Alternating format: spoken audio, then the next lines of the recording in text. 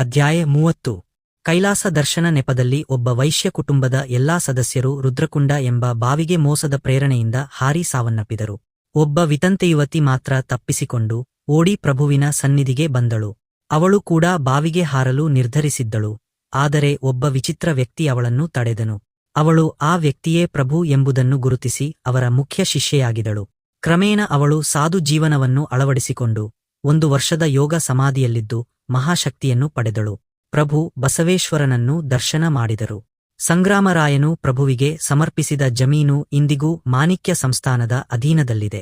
ಶ್ರೀ ಮಾಣಿಕ್ಯ ಪ್ರಭು ವೈದ್ಯನಾಥ ಕ್ಷೇತ್ರವನ್ನು ದರ್ಶನ ಮಾಡಿ ಆ ದೈವದ ಮೇಲೊಂದು ಸ್ತೋತ್ರವನ್ನು ರಚಿಸಿದರು.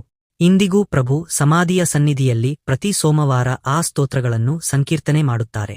ಶ್ರೀ ಮಾಣಿಕ್ಯ ಪ್ರಭು ತುಳಜಾಪುರಕ್ಕೆ ತೆರಳಿ ಭವಾನಿ ದೇವಿಯನ್ನು ದರ್ಶನ ಮಾಡಿ ಕೀರ್ತನೆಗಳನ್ನು ರಚಿಸಿ ಭಜನೆ ಮಾಡಿದರು. ಆ ಕೀರ್ತನೆಗಳನ್ನು ಇಂದಿಗೂ ಪ್ರತಿ ಮಂಗಳವಾರ ಪ್ರಭುವಿನ ಸಮಾಧಿ ಮಂದಿರದಲ್ಲಿ ಸಂಕೀರ್ತನೆ ಮಾಡುತ್ತಾರೆ. ಶ್ರೀ ಮಾಣಿಕ್ಯ ಪ್ರಭು ಪಂಡರಿಪುರ ಕ್ಷೇತ್ರವನ್ನು ಸೇರಿದಾಗ ಚಂದ್ರಭಾಗಾ ನದಿಯು ತುಂಬಿ ಹರಿಯುತ್ತಿತ್ತು. ನದಿಯನ್ನು ದಾಟಲು ದೋಣಿಗಳು ಇರಲಿಲ್ಲ. ಆದರೆ ಎಡ್ಮೆಲ್ಲೆಲ್ಲಿಂದಲೋ ಒಂದು ದೋಣಿ ಬಂದಿತು. ಶಿಷ್ಯರು ಮತ್ತು ಪ್ರಭು ದೋಣಿಯಲ್ಲಿ ನದಿಯನ್ನು ದಾಟಿ ಪಂಡರಿಪುರದ ಸಮೀಪದ ಇಸುಕದ ತಗ್ಗುಗಳಲ್ಲಿ ನೆಲೆಸಿ 5 ದಿನ ಭಜನೆ ಮಾಡಿ ಆನಂದಿಸಿದರು.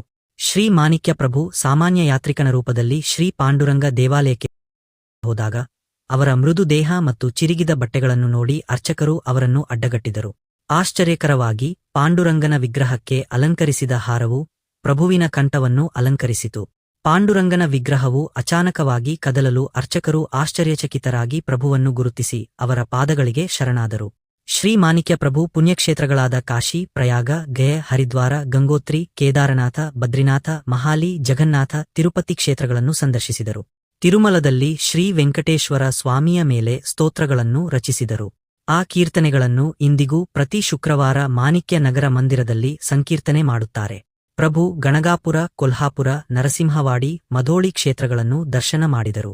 ಕೇತಕಿ ಸಂಗಮದಲ್ಲಿ ಅಶ್ವತ್ಥ ವೃಕ್ಷದ ಕೆಳಗೆ ಮಣ್ಣಿನಿಂದ ಮುಚ್ಚಲ್ಪಟ್ಟಿದ್ದ ಶಿವಲಿಂಗವನ್ನು ಹೊರತೆಗೆಸಿದರು. ಆ ಲಿಂಗವನ್ನು ಯಾರೂ ಇದುವರೆಗೆ ನೋಡಿರಲಿಲ್ಲ. ಸಾಮಾನ್ಯವಾಗಿ ಕೇತಕಿ ಪುಷ್ಪಗಳಿಂದ ಶಿವನನ್ನು ಪೂಜಿಸರು. ಆದರೆ ಪ್ರಭು ಆ ಪುಷ್ಪಗಳಿಂದ ಪೂಜೆ ಮಾಡಲು ನಿರ್ಧರಿಸಿದರು. ಆದರೆ ಆ ಲತುವಿನಲ್ಲಿ ಆ ಪುಷ್ಪಗಳು ದೊರೆಯಲಿಲ್ಲ. ಆಕಸ್ಮಿಕವಾಗಿ ಒಬ್ಬ ಲಿಂಗಾಯತ ಬಂದಿದ್ದು ಕೇತಕಿ ಪುಷ್ಪಗಳನ್ನು ತಂದು ನೀಡಿದನು. ಆದರೆ ಆತ ತನ್ನ ಪರಿಚಯ ನೀಡದೆ ಅದೆಷ್ಟೋ ಮಾಯವಾಯಿತು. ಚಿಟಿಗೊಪ್ಪ ಎಂಬ ಗ್ರಾಮದಲ್ಲಿ ಸಂಗ್ರಾಮರಾಯ ಎಂಬ ಶ್ರೀಮಂತ ವ್ಯಕ್ತಿ ಅನಾರೋಗ್ಯದಿಂದ ಬಳಲುತ್ತಿದ್ದನು. ಅದರಿಂದ ಮುಕ್ತಿಯಾಗಲು ಮಹಾರುದ್ರಾಭಿಷೇಕ ಮಾಡಿದನು. ಆ ರಾತ್ರಿ ಶಂಕರನು ಅವನಿಗೆ ಸ್ವಪ್ನದಲ್ಲಿ ಕಾಣಿಸಿಕೊಂಡು ಶ್ರೀ ಮಾಣಿಕ್ಯ ಪ್ರಭುವಿನ ಪಾದತೀರ್ಥ ಸೇವಿಸು ಎಂದು ತಿಳಿಸಿದನು. ಅಂದು ಪ್ರಭುವು ಭಾಲಕಿ ಗ್ರಾಮದಲ್ಲಿದ್ದರು. ಸಂಗ್ರಾಮರಾಯನು ತಕ್ಷಣವೇ ಭಾಲಕಿಗೆ ತೆರಳಿದನು. ಪ್ರಭು, ನೀನು ಬರಲಿದ್ದು ನನ್ನ ಆದೇಶದಂತೆ ಇಲ್ಲಿಯೇ ನಿನ್ನನ್ನು ಕಾಯುತ್ತಿದ್ದೇನೆ ಎಂದರು. ಸಂಗ್ರಾಮರಾಯನು ಪ್ರಭುವಿನ ಪಾದತೀರ್ಥ ಸೇವಿಸಿ ಆರೋಗ್ಯವನ್ನು ಗಳಿಸಿದನು. ನಂತರ ಶ್ರೇಷ್ಠ ಗೌರವದೊಂದಿಗೆ ತನ್ನ ಗ್ರಾಮಕ್ಕೆ ಮರಳಿದನು. ಪ್ರಭುವು ಆ ಗ್ರಾಮದಲ್ಲಿ ಅಖಂಡೇಶ್ವರ ಎಂಬ ಲಿಂಗವನ್ನು ಪ್ರತಿಷ್ಠಾಪಿಸಿದರು.